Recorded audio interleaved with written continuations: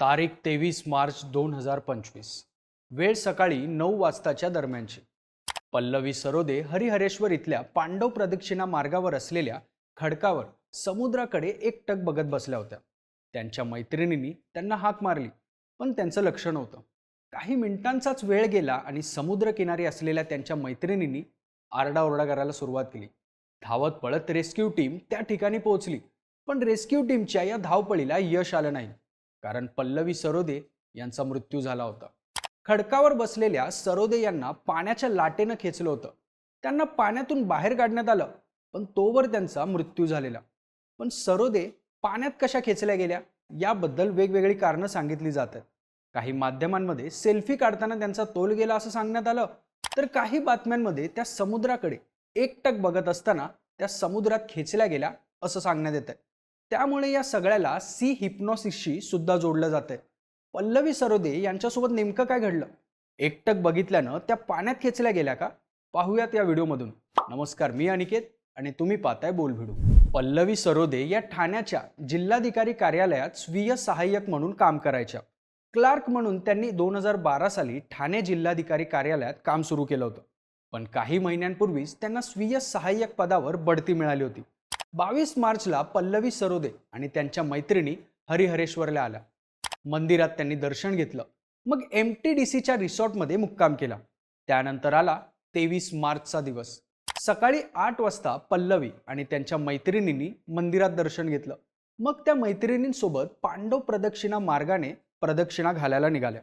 पांडव प्रदक्षिणा मार्ग समुद्र किनाऱ्यावरून डोंगरावर जातो आणि परत डोंगरापलीकडे समुद्र किनाऱ्यावर उतरतो. पल्लवी या मार्गावर एका ठिकाणी थांबल्या. एका खडकावर येऊन बसल्या. सकाळी 8:45 वाजताची वेळ. समुद्रातल्या क्षितिजभर पसरलेल्या पाण्यात बघत पल्लवी तल्लीन झाल्या होत्या. तेवढ्यात काही मैत्रिणींना दिसलं की लाटेबरोबर पल्लवी समुद्रात ओढल्या गेल्या. मैत्रिणी घाबरल्या. त्यांनी मदतीसाठी आरडाओरडा केला. काही जण मदत मागायला पळाले. लांबवर स्पीड बोट भाड्याने देणारे काही व्यावसायिक होते. त्यांना समजलं की कोणीतरी पाण्यात बुडाले. लागलीच अक्षय मयेकर आणि अमर कवडे यांनी त्यांची बोट काढली. घटना घडली त्या ठिकाणी ते दोघेजण गेले. तोपर्यंत पल्लवी यांना पाण्यात पडून 5 मिनिटं झाली होती. त्या दोघांनी पल्लवी यांचा कसून शोध घेतला आणि काही वेळातच त्यांच्या शोधाला यश आलं. पण पल्लवी बेशुद्ध होत्या. त्यांच्या छातीत गेलेलं पाणी काढण्यासाठी त्यांना CPR देण्यात आला, पण तरीही त्या शुद्धीवर आल्या नाहीत. मग लगेच गाडीची सोय करून त्यांना ग्रामीण रुग्णालयात नेलं, पण तोवर उशीर झाला होता. डॉक्टरांनी पल्लवी सरोदे यांना मृत घोषित केलं. पण पल्लवी सरोदे पाण्यात कशा पडल्या याची वेगवेगळी कारणं समोर आली.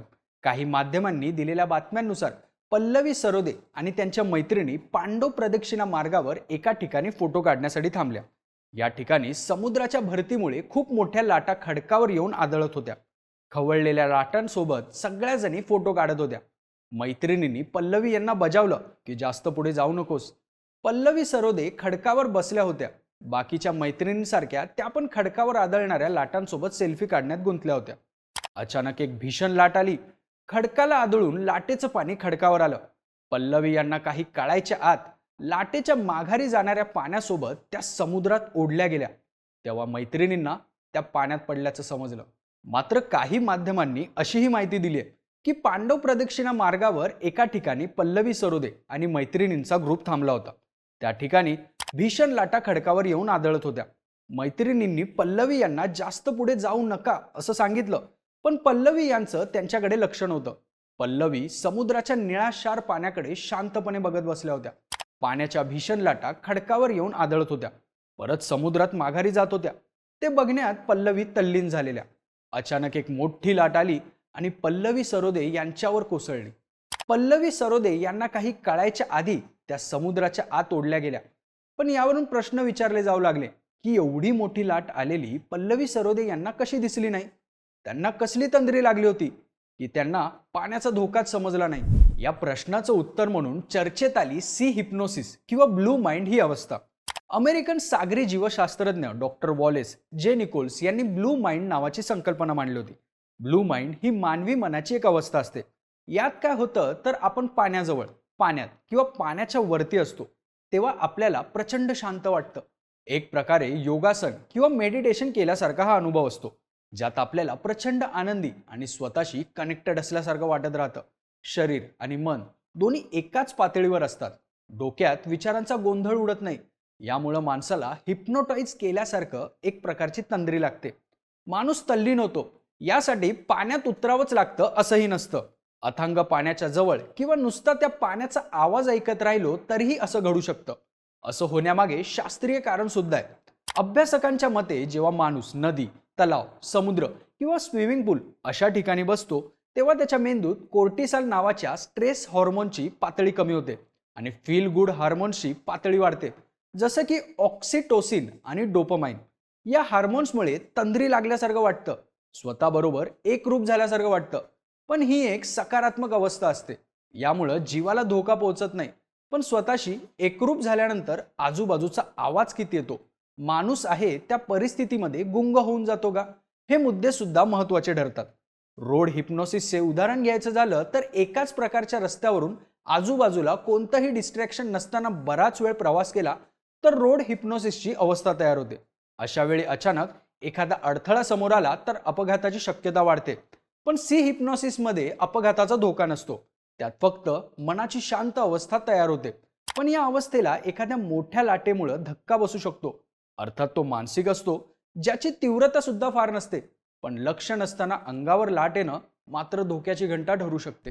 पण हरिहरेश्वर मधल्या स्थानिकांनी केलेल्या दाव्यानुसार आणि पोलिसांनी दिलेल्या माहितीनुसार बाकीच्या मैत्रिणी फोटो काढत असताना पल्लवी सरोदे खडकावर बसल्या होत्या. त्या जिथं बसल्या होत्या त्या किनाऱ्याजवळचा समुद्र खोल आहे.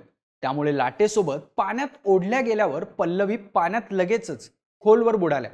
एका मागोमाग एक येणाऱ्या लाटांकडे त्यांचं लक्ष होतं. मग तरी पण त्यांना लाटांचा अंदाज का नाही आला?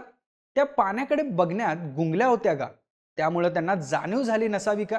अशाही शंका समोर येत आहेत. त्यामुळेच या घटनेबद्दल सी हिप्नोसिसची चर्चा होताना दिसते. आणखी एक महत्त्वाची गोष्ट म्हणजे हा अपघात जिथे घडला त्याच ठिकाणी या आधी अशा घटना घडल्यात. पांडव प्रदक्षिणा मार्ग समुद्र आणि डोंगरातून जातो. जर न थांबता या मार्गाने प्रदक्षिणा घातली तर अर्धा तास लागतो. 2022 साली फोटो काढत असताना एक महिला लाटेसोबत समुद्रात ओढली जाऊन पाण्यात पडली होती. तिला वाचवायला एका पुरुषाने उडी मारली. मग रेस्क्यू टीमने दोघांना वाचवायचा प्रयत्न केला, ज्यात ती महिला वाचली पण पुरुषाचा मृत्यू झाला. थोडक्यात हा भाग खोल समुद्रामुळे अपघात प्रवण आहे. इथं याआधी सुद्धा अपघात झाला होता. इथून दिसणारा समुद्र शांत आणि सुंदर वाटत असला तरी इथं होणारं थोडंसं दुर्लक्ष जीवावर सुद्धा बेतू शकतं, हे आता पुन्हा एकदा समोर आलंय. पल्लवी सरोदे यांनी आपल्या कामात नुकतंच यश मिळवलं होतं. ठाणे जिल्हाधिकारी कार्यालयात सुद्धा त्यांच्या चांगल्या स्वभावामुळे ओळख झाली होती. पण समुद्राच्या किनाऱ्यावर समुद्राचा आनंद घेत बसणं आणि पाण्याकडे, आजूबाजूच्या परिस्थितीकडे थोडंसं दुर्लक्ष करणं मात्र त्यांच्या जीवावर बेतलं. जिथं त्यांनी शांतता अनुभवली, मैत्रिणींसोबत आनंद अनुभवला, तिथंच त्यांचा अपघाती अंत झाला. हे दुर्दैव.